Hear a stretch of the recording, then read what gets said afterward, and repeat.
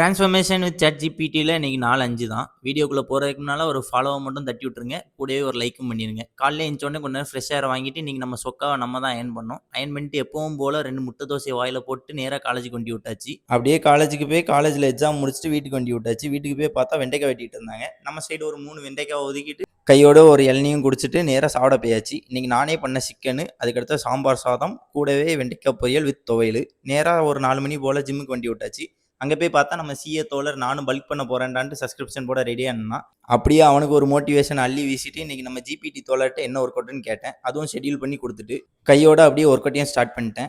Time duration காரணமாக எல்லா work அவுட்டையும் cover பண்ண முடியல. இன்னைக்கு ஒரு நல்ல புஷ் டே தான். செஸ்ட், ஷோல்டர், அதுக்கடுத்து ட்ரைசப் போட்டேன்.